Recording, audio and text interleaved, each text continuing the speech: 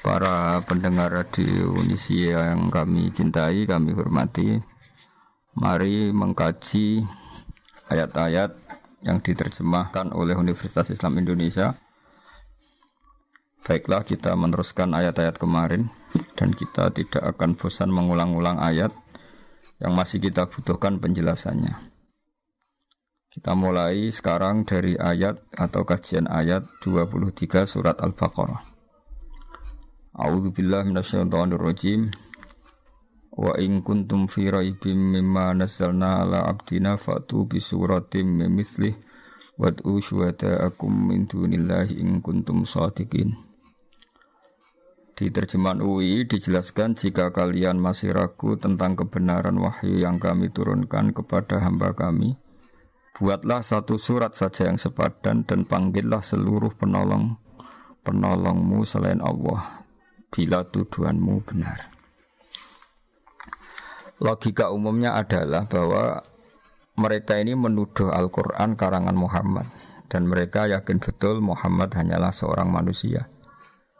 Normalnya kalau betul Muhammad seorang manusia dan bisa mengarang Al-Quran, mereka yang mengklaim mereka lebih cerdas, lebih pintar, lebih terpelajar harusnya bisa ngarang Al-Quran.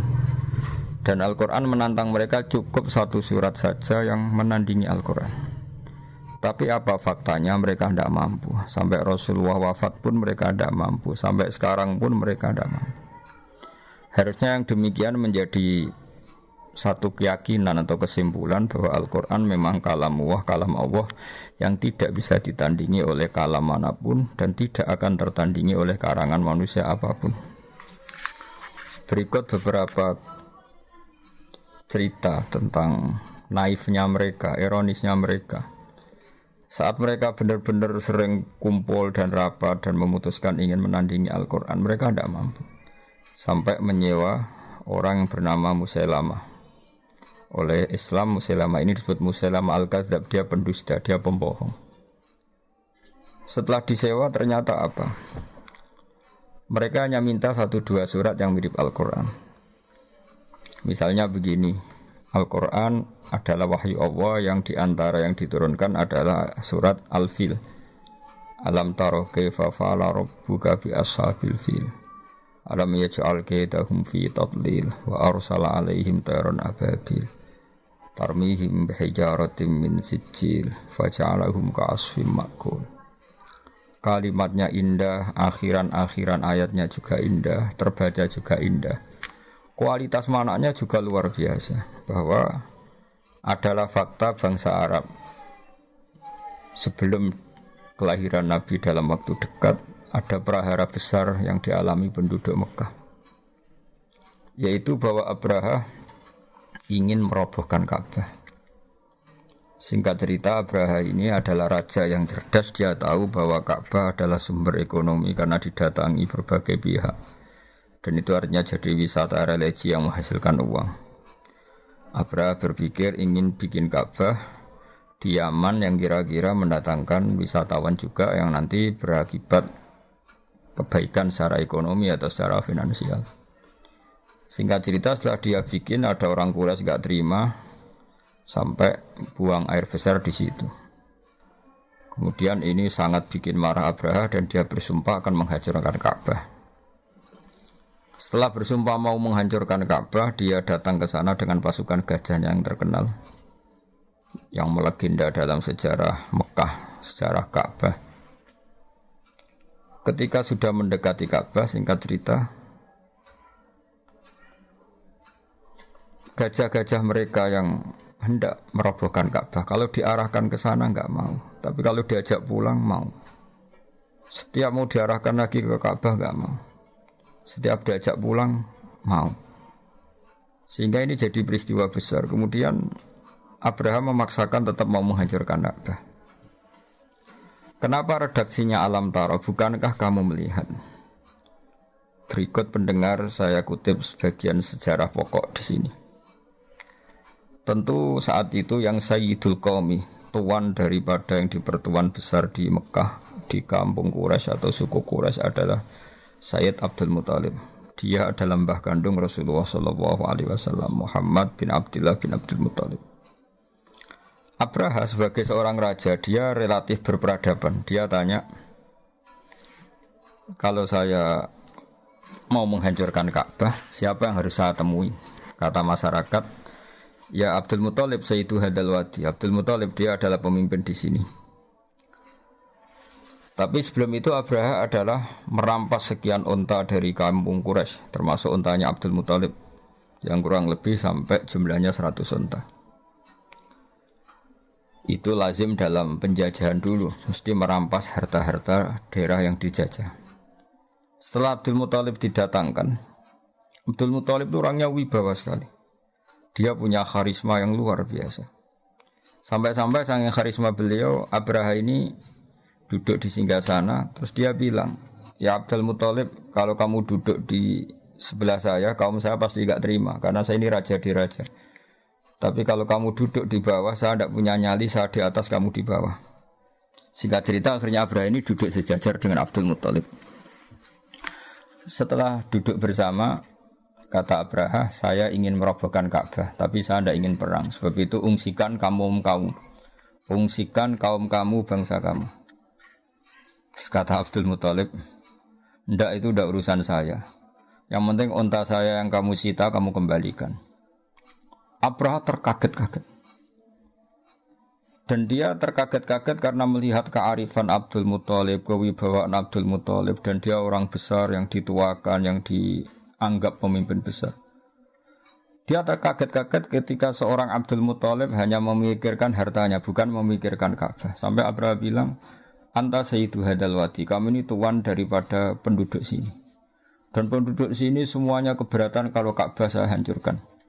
Tapi kamu sebagai pemimpin mereka malahan tidak memikirkan Ka'bah, malah hanya memikir unta kamu harus saya kembalikan.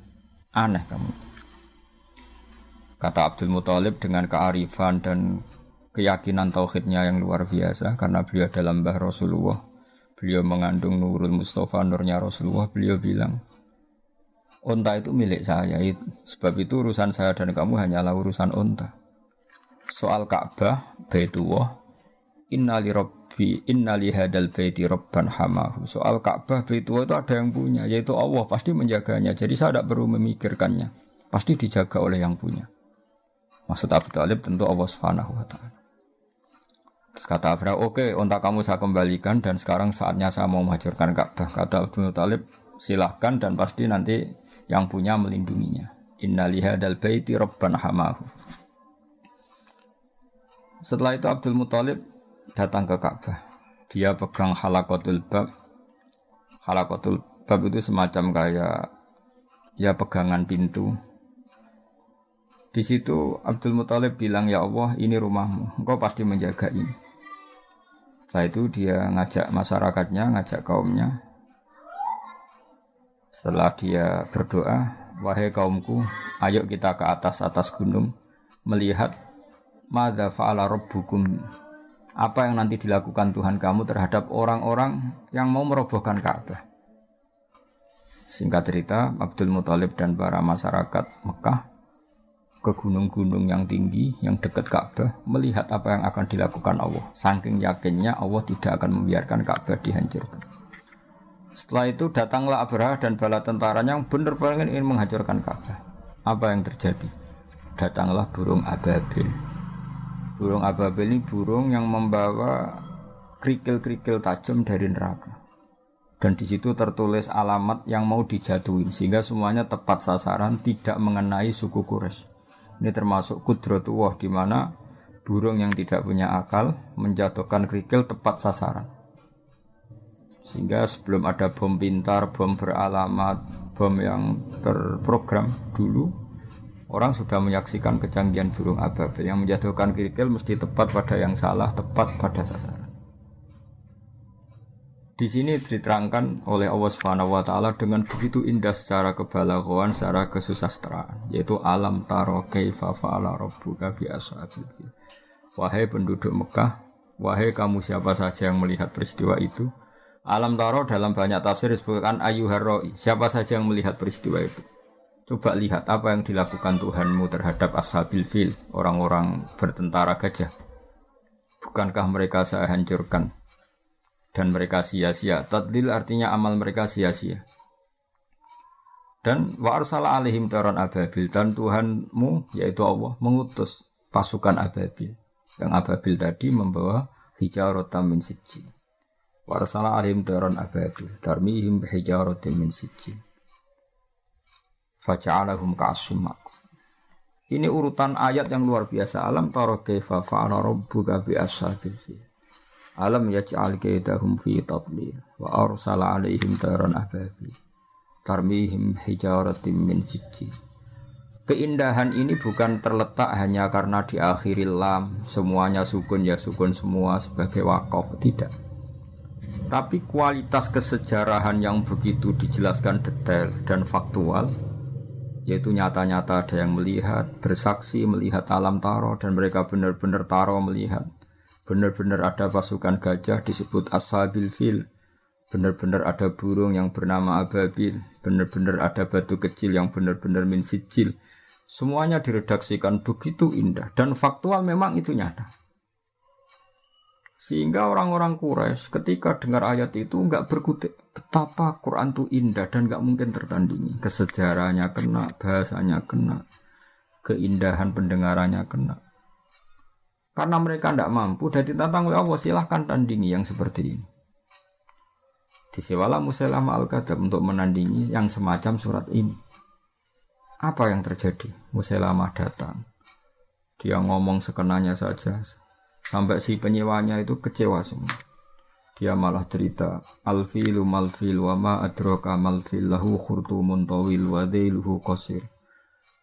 Dia menandingi surat ini dengan kata-kata yang sama sekali enggak ada maknanya dan tidak punya kualitas apa. Dia hanya ingin berakhiran lam, terus kedengaran kayak mirip.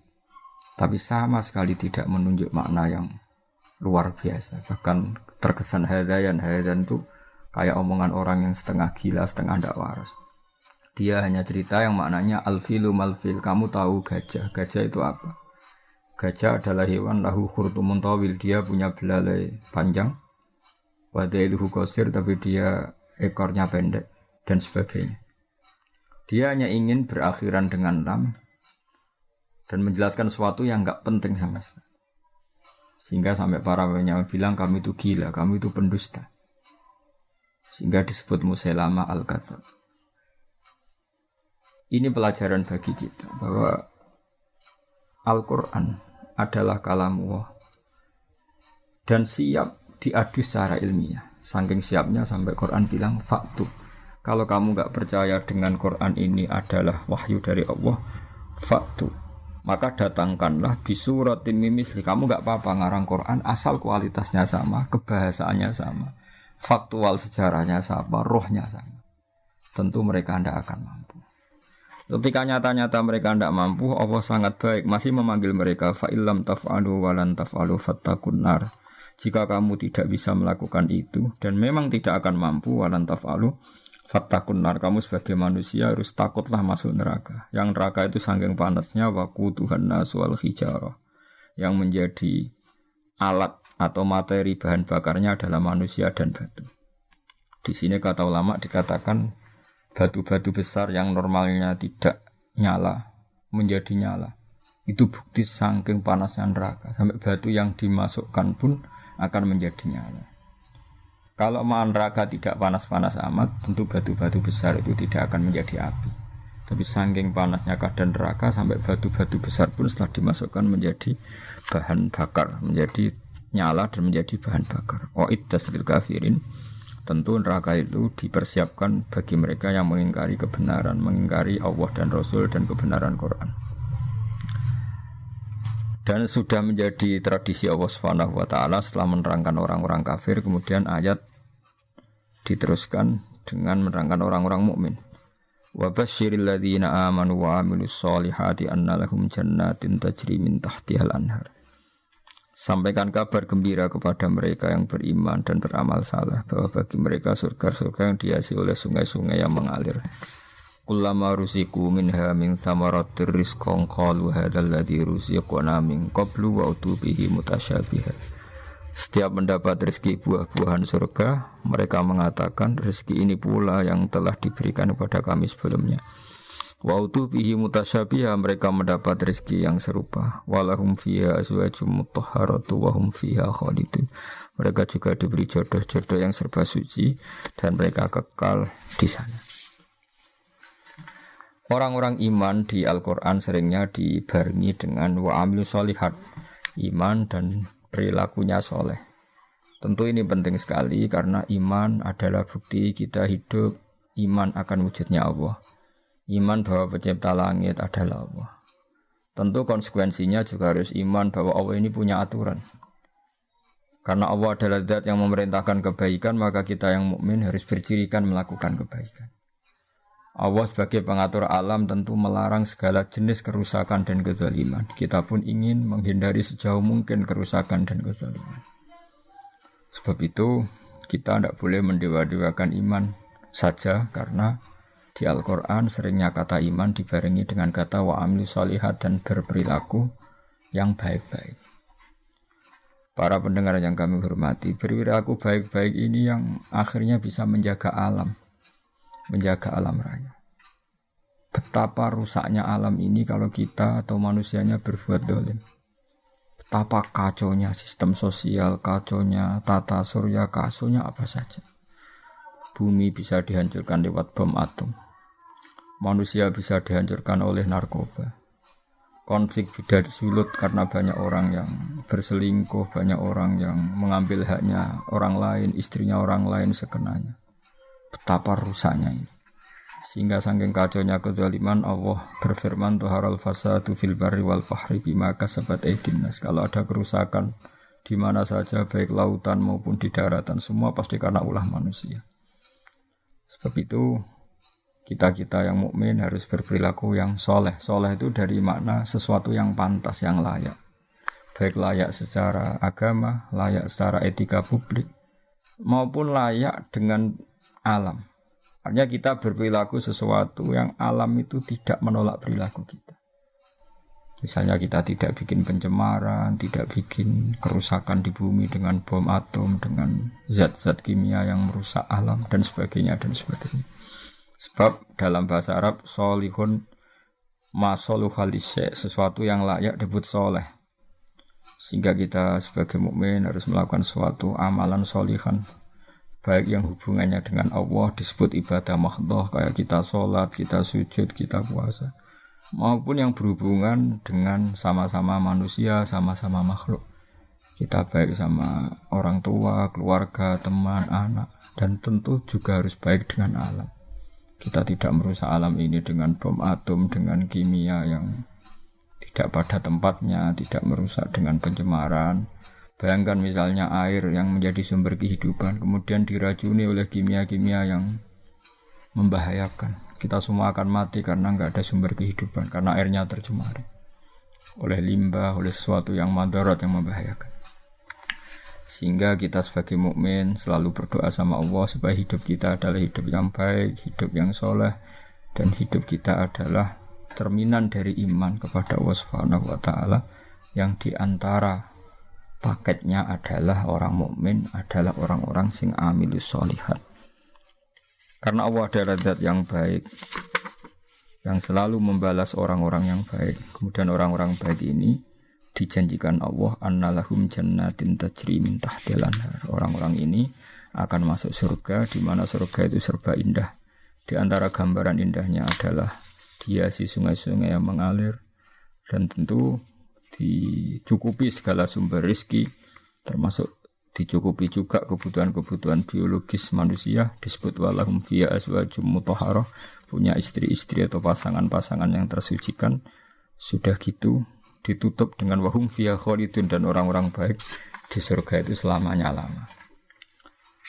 Perlu dimengerti oleh banyak pemirsa bahwa wahum fiha khalidun, kata ulama ahli fikih disebutkan kenapa orang mukmin yang amalnya di dunia terbatas. Misalnya orang soleh mungkin hidupnya hanya 60 tahun atau 80 tahun.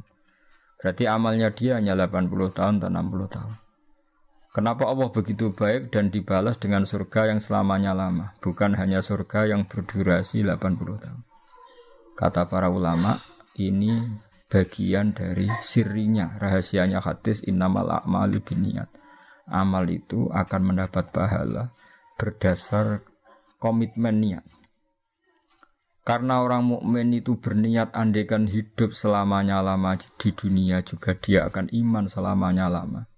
Maka dibalas Allah, dia pun masuk surga selamanya-lama. Ini sirinya kenapa wahum fiha khalidun. Selain tentu satu karena fadlnya Allah, rahmatnya Allah, kata para ulama.